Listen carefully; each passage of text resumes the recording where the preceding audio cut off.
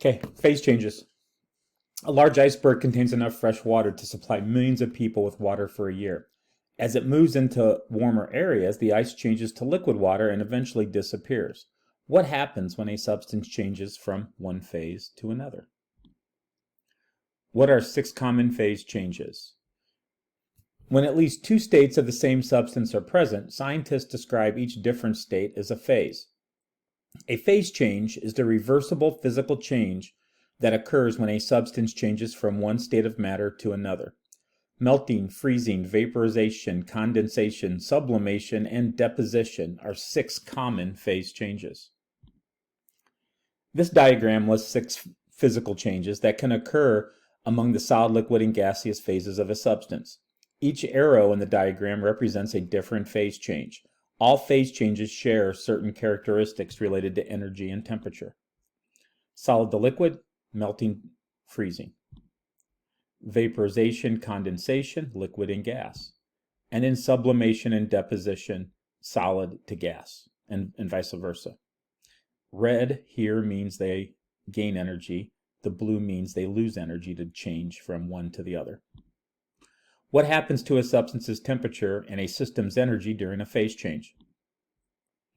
So one way to recognize a phase change is by measuring the temperature of a substance as it is heated or cooled. The temperature of a substance does not change during a phase change. This is a graph of the data collected when a solid piece of naphthalene is slowly heated. The temperature of the naphthalene rises until it reaches 80 degrees Celsius. The temperature remains at 80 degrees Celsius, the melting point of naphthalene, until melting is complete. If liquid naphthalene is cooled, its temperature will drop until it reaches 80 degrees Celsius. It will remain at 80 degrees Celsius until all the liquid freezes. The temperature at which a substance freezes, its freezing point, is identical to the temperature at which it melts. If liquid naphthalene is heated, its temperature keeps rising until it reaches 218 degrees Celsius, the boiling point of naphthalene. Until boiling point is complete, the temperature remains at 218 degrees Celsius. Energy and phase changes. During a phase change, energy is transferred between a substance and its surroundings. The direction of the transfer depends on the type of phase change. Energy is either absorbed or released during a phase change. This elaborate ice sculpture was carved in Japan. Energy gets absorbed and it melts. During an endothermic change, the system absorbs energy from its surroundings. Melting is an example of an endothermic change. 1 gram of ice absorbs 334 joules of energy as it melts. The amount of energy is the heat of fusion for water. The heat of fusion varies from substance to substance. So endothermic absorbs energy. Energy released as ice forms on these strawberry plants keeps the plants from freezing at temperatures slightly below 0 degrees Celsius. And so there's energy being released.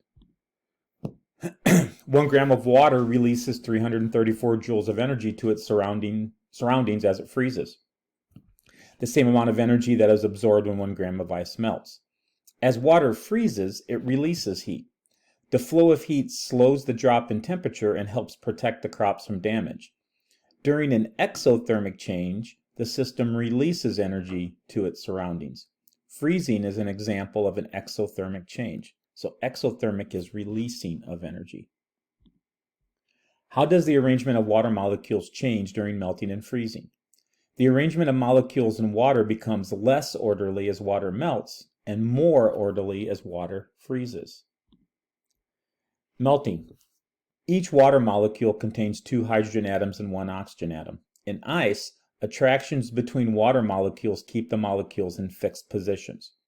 Any energy gained by the water after a phase change increases the average kinetic energy of the molecules and the temperature rises.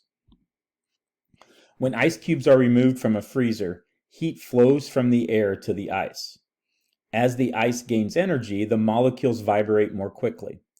At the melting point of water, 0 degrees Celsius, some molecules gain enough energy to overcome the attractions and move from their fixed positions. When all the molecules have enough energy to move, melting is complete. Freezing. Often people think of cold temperatures when they hear the term freezing, but substances that are solids at room temperature can freeze at temperatures that are quite high. For example, silicon, which is in sand, freezes at 1412 degrees Celsius. Any energy removed after the freezing is complete decreases the average kinetic energy of the molecules and the temperature drops. When liquid water is placed in a freezer, energy flows from the water to the air in a freezer and the water cools. As the average kinetic energy of its molecules decreases, they move more slowly. At the freezing point of water, some molecules move slowly enough for the attractions between molecules to have an effect. When all the molecules have been drawn into an orderly arrangement, freezing is complete. Vaporization and condensation. The phase change in which a substance changes from liquid into a gas is vaporization. Vaporization is an endothermic process. That means it absorbs energy. 1 gram of water gains 2,261 joules of energy when it vaporizes. This amount of energy is the heat of vaporization for water. The heat of vaporization varies from substance to substance. In a refrigerator, phase changes keep the food cold. Energy from inside the food compartment is used to change a liquid to a gas in the evaporator. Energy is released when the compressed gas changes back to a liquid in the condenser. During these phase changes, energy flows from the inside of the refrigerator to the outside.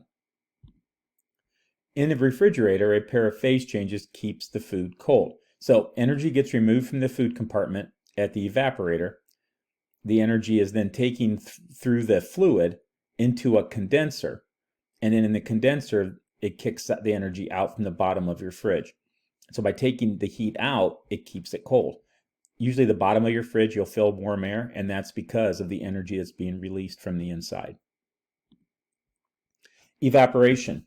After a rain shower on a sunny, warm day, you may notice puddles of water. After a few hours, the puddles may be gone due to evaporation. Evaporation changes a substance from a liquid to a gas at temperatures below the substance's boiling point. Evaporation takes place at the surface of a liquid and occurs at temperatures below the boiling point. The water level in a bird bath decreases over time. Some molecules near the surface are moving fast enough to escape the liquid and become water vapor. The greater the surface area of the container, the faster the water evaporates. So bigger containers, water evaporates faster than in smaller containers. So put your bird bath in a smaller container. When water evaporates in a closed container, water vapor collects above the liquid. The pressure caused by the collisions of this vapor in the walls of the container is called vapor pressure. The vapor pressure of water increases as the temperature increases. At higher temperatures, more water molecules have enough kinetic energy to overcome the attractions of other molecules in a liquid. Boiling. How are evaporation and boiling different? As you heat a pot of water, both the temperature and the vapor pressure of the water increase. At 100 degrees Celsius, some molecules below the surface of the liquid have enough kinetic energy to overcome the attraction of neighboring molecules. Because water vapor is less dense than liquid water, the bubbles quickly rise to the surface. When the vapor pressure becomes equal to atmospheric pressure, the water boils. The temperature at which water boils is the boiling point of water. Boiling takes place throughout a liquid. The boiling point of a substance depends on the atmospheric pressure. The normal boiling point of water at sea level is 100 degrees Celsius. At higher elevations, the atmospheric pressure is lower, so the boiling point is lower than 100 degrees Celsius. Condensation. Condensation is the phase change in which a substance changes from a gas or vapor to a liquid. Condensation is an exothermic process. Condensation is responsible for morning dew and the fog that forms on a mirror when you take a shower. Where does the name dry ice come from? Dry ice is the common name for the solid form of carbon dioxide. Solid carbon dioxide does not form a liquid as its temperature rises. At room temperature, dry ice can directly change from a solid to a colorless gas. Sublimation is the phase change in which a substance changes from a solid to a gas or vapor without changing to a liquid first. Sublimation is an endothermic change, absorbs energy. As dry ice sublimes, the cold carbon dioxide vapor causes water vapor in the air to condense and form clouds. This technician is hanging a mosquito trap. The trap is baited with dry ice because mosquitoes are attracted to carbon dioxide. When a gas or vapor changes directly into a solid without first changing into a liquid, the phase change is called deposition. This exothermic phase change is the reverse of sublimation. That means it releases energy. Deposition causes frost to form on windows. When water vapor in the air comes in contact with cold window glass, the water vapor loses enough kinetic energy to change directly from a gas to a solid.